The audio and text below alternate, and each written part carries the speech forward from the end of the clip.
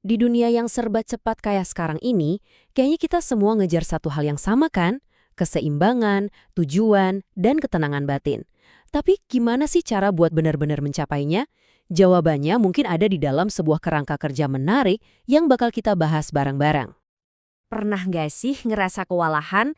Atau mungkin ngerasa kayak kejebak di rutinitas yang itu-itu aja dan nggak ada habisnya? Pertanyaan ini kayaknya akrab banget ya buat sebagian besar dari kita. Dan ternyata kita nggak sendirian.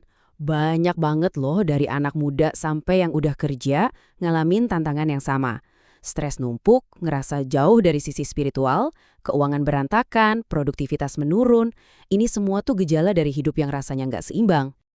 Nah, buat ngejawab semua tantangan tadi, ada loh sebuah tempat yang dirancang khusus buat jadi teman seperjalanan dalam pengembangan diri kita.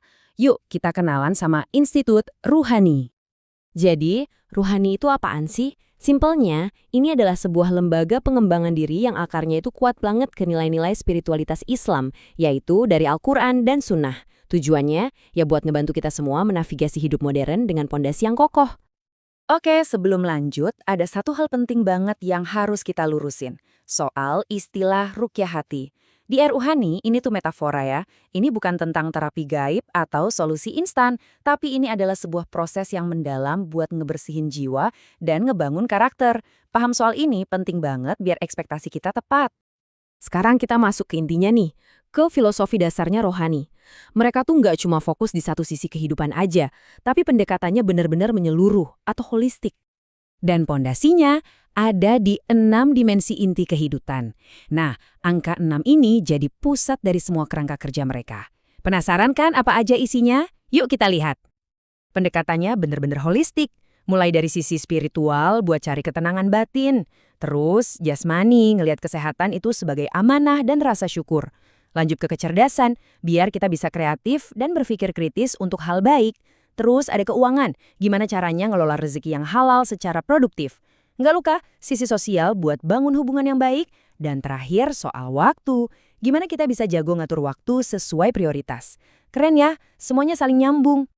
Tadi kan kita udah bahas apa itu ruhani. Nah, sekarang pertanyaannya, gimana cara kerjanya?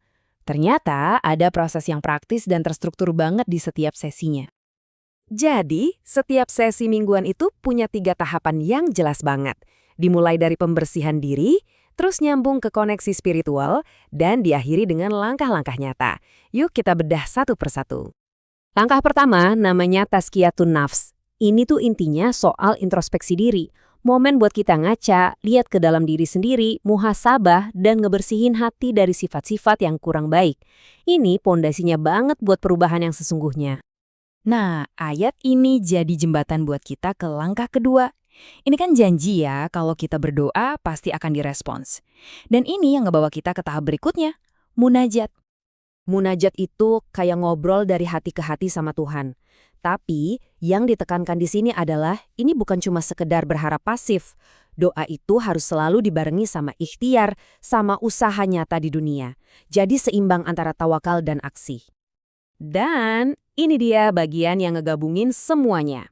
Namanya integrasi. Jadi semua hasil refleksi dan doa tadi nggak cuma ngawang-ngawang aja, tapi diterjemahin jadi rencana aksi yang konkret dan terukur. Dengan bantuan pembimbing, wawasan spiritual diubah jadi langkah-langkah praktis buat seminggu ke depan. Oke, setelah ngelewatin semua proses itu, terus hasilnya apa? Apa sih yang bisa kita harapkan dari perjalanan ini? Nah, mari kita lihat transformasinya. Hasilnya, ya peningkatan nyata di keenam dimensi yang kita bahas di awal tadi. Jiwa jadi lebih tenang, badan lebih sehat, kita jadi lebih kreatif dan produktif, keuangan lebih stabil, dan kita juga jadi jago ngatur waktu. Ini benar-benar jawaban dari pertanyaan, apa sih untungnya buat saya? Tapi penting banget buat diingat ya, ruhani ini bukan solusi ajaib atau jalan pintas. Anggap aja mereka ini partner, teman seperjalanan kita buat berubah. Yang sumber perubahannya itu ya datangnya dari dalam diri kita sendiri. Dan ayat ini, wow, ini benar-benar ngerangkum semua pesannya dengan sempurna. Bahwa perubahan sejati itu nggak datang dari luar, tapi dari inisiatif dan kemauan kita sendiri untuk mengubah apa yang ada di dalam diri kita.